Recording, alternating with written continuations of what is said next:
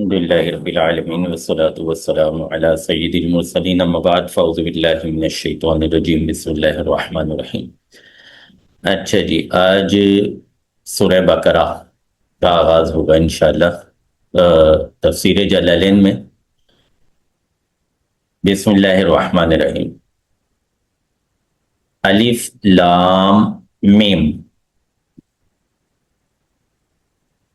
علامہ جلال الدین رحمۃ اللہ تعالی علیہ فرماتے ہیں اللہ عالم بمرادہ بذالک۔ الف لام میم کی مراد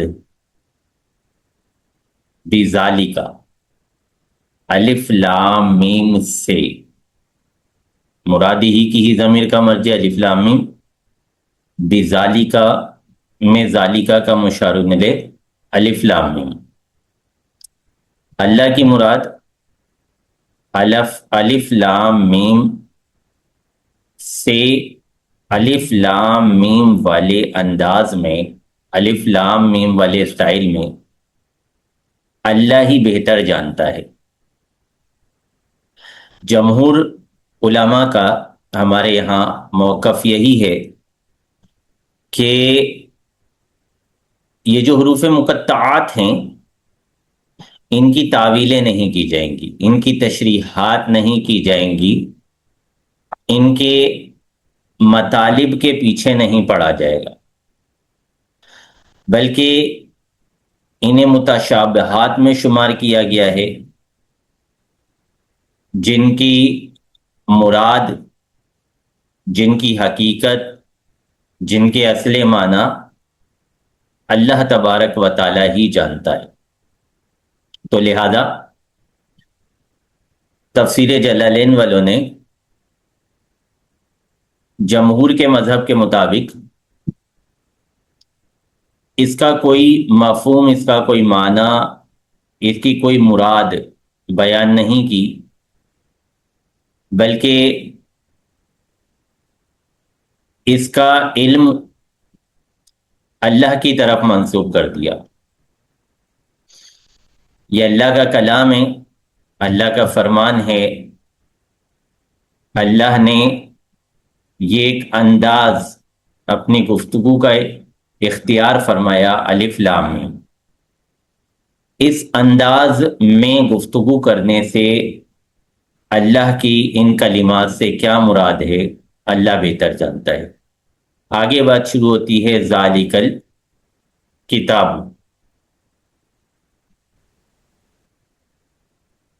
اچھا جی، ذالک ای ھذا، اس میں اشارہ بعید کا استعمال فرمایا رب کریم جل جلالہ نے ذالک، لیکن معنوی حیثیت سے ھذا قریب کے معنی میں ہے، مفسر بیان کر رہے ہیں۔ وجہ یہ ہے کہ جس کتاب کی بات ہو رہی ہے وہ فزیکل بھی ہمارے بالکل جو پڑھ رہا ہوگا، جو قاری ان الفاظ کا تلفظ کر رہا ہوگا اس کے پاس موجود ہوگی، اور اگر معنی کے اعتبار سے، مفہوم کے اعتبار سے دیکھا جائے تب بھی ذالک الکتاب مشار الیہ جو ہے وہ ذالکہ کے ساتھ بالکل جڑا ہوا ہے، اس کے ساتھ اگلا کلمہ ہے۔ تو ذالکہ جو ہے اپنے مفہوم کے اعتبار سے، اپنے معنی کے اعتبار سے ھذا کے معنی میں ہے، قریب کے معنی میں ہے۔ اب جب مراد قریب تھی تو اس میں اشارہ بعید کیوں استعمال کیا گیا، اس کی وجہ آگے اشارے بیان کریں گے۔ ذالک الکتاب الذی یقرأہ محمد صلی اللہ علیہ وسلم۔ الکتاب، الف لام یہاں پہ عہد خارجی کا ہے۔ مفسر نے یہاں پہ الذی یقرأہ محمد صلی اللہ علیہ وسلم کہہ کے الکتاب کی وضاحت فرمائی کہ یہاں کس کتاب کی بات ہو رہی ہے؟ وہ کتاب جس کی قرأت محمد صلی اللہ علیہ وسلم کیا کرتے ہیں۔ تو یہ کتاب لا ریبہ، شکا، ریبہ بمانا شکا، کوئی شک نہیں ہے فی، اس کتاب میں شک نہیں ہے اس کتاب میں۔ حالانکہ مشرکین، منافقین اس میں شک کیا کرتے تھے، وہ اس کے بارے میں بات کیا کرتے تھے، قرآن پاک کے بارے میں اس کو شاعروں کی شاعری سے بھی تعبیر کرتے تھے اور خوابوں سے بھی تعبیر کرتے تھے اور کئی طرح کے وہ الزامات لگاتے تھے۔ لیکن رب کریم نے یہاں پہ شک کی نفی کر دی کہ کوئی شک نہیں ہے۔ کس چیز میں شک نہیں ہے؟ انہ من عند اللہ، کہ یہ کتاب اللہ کی جانب سے۔ شک کا محل مفسر نے بیان کر دیا کہ جس شک کی نفی ہو رہی ہے، تو شک کی نفی بنیادی طور پہ کس حیثیت سے ہو رہی ہے؟ ویسے تو قرآن پاک ایک ایسا کلام ہے جس میں کسی بھی حیثیت سے کسی طرح کے کسی بھی شک کی گنجائش نہیں ہے،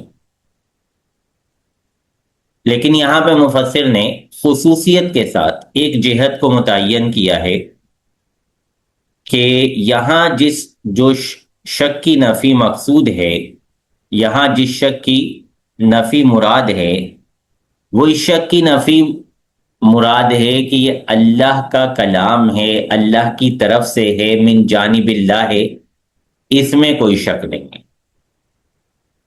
ترکیب بیان کر رہے ہیں، جملۃ النفی، یہ جو نفی والا جملہ ہے، لا ریبہ فی، یہ پورا جملہ بنا لیں آپ۔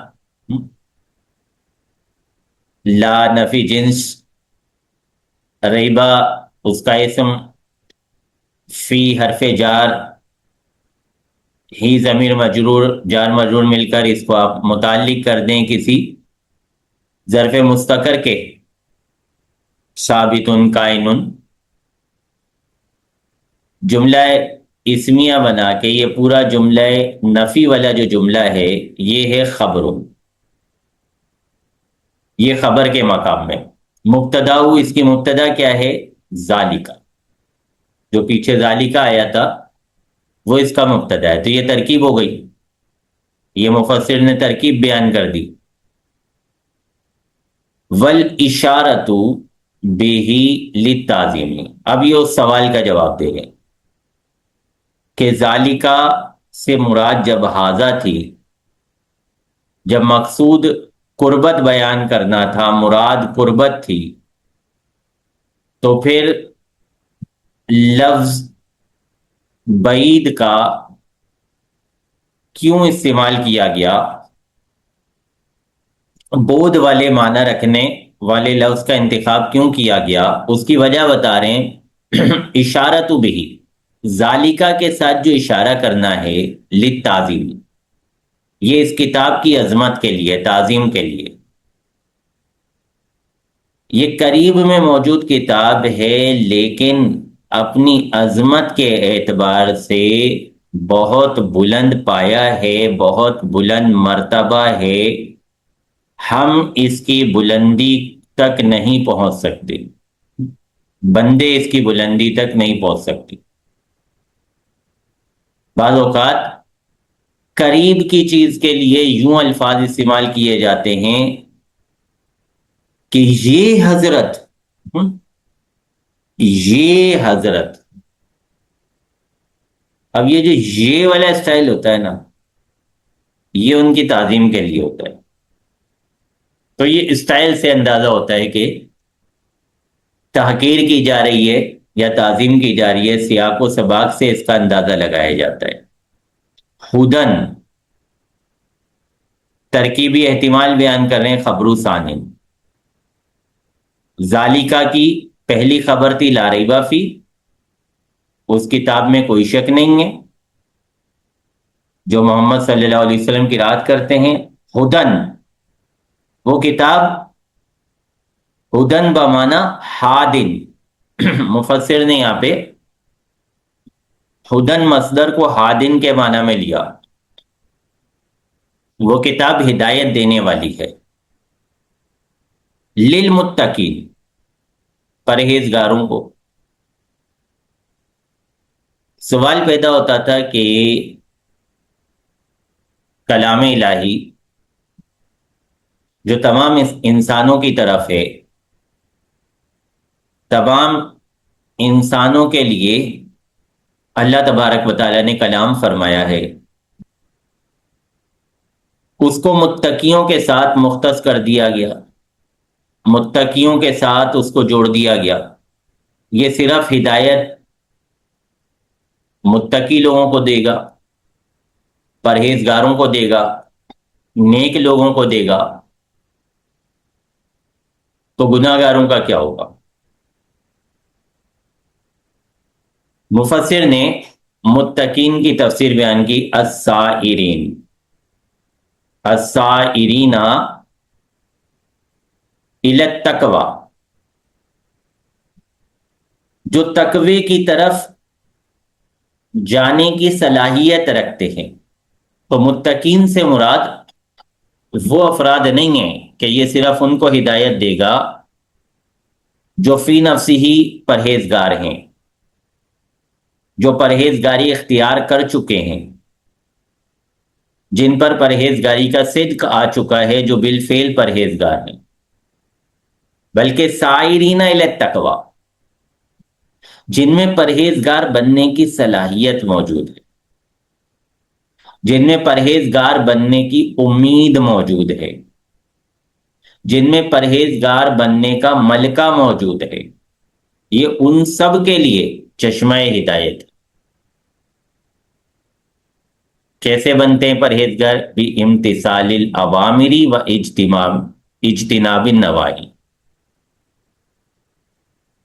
اوامر کو بجا لانے، اللہ تبارک و تعالیٰ کے احکام کو بجا لانے، اور نواہی سے بچنے، اللہ تبارک و تعالیٰ کی ممنوعات سے بچنے کے ذریعے تقوی حاصل ہو جاتا ہے۔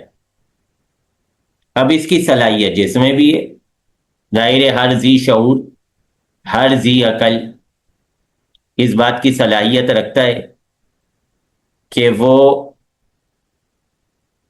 اپنے سے اعلیٰ، حاکم اعلیٰ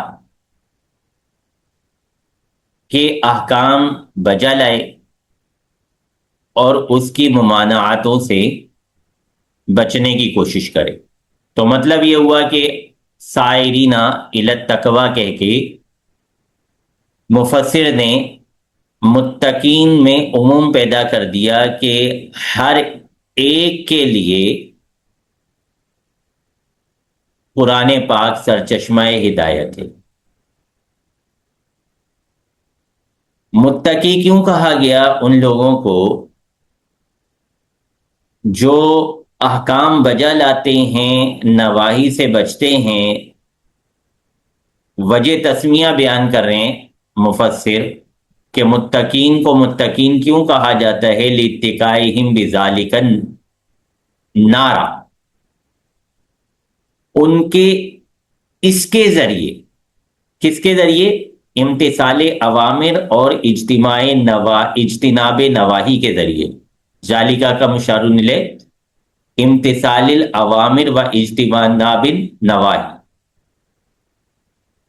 احکام کو بجا لانے اور ممانعاتوں سے بچنے کے ذریعے ان کے آگ سے، جہنم سے بچنے کی وجہ سے، ان اچھے اعمال کو اختیار کر کے وہ آگ سے بچتے ہیں، جہنم سے بچتے ہیں۔ اس وجہ سے ان کو متقی کہا گیا، بچنے والے، بچت حاصل کرنے والے، بچنے کی کوشش کرنے والے۔ چلے آج کا سبق یہیں تک رکھتے ہیں، پھر انشاءاللہ ملاقات ہوگی۔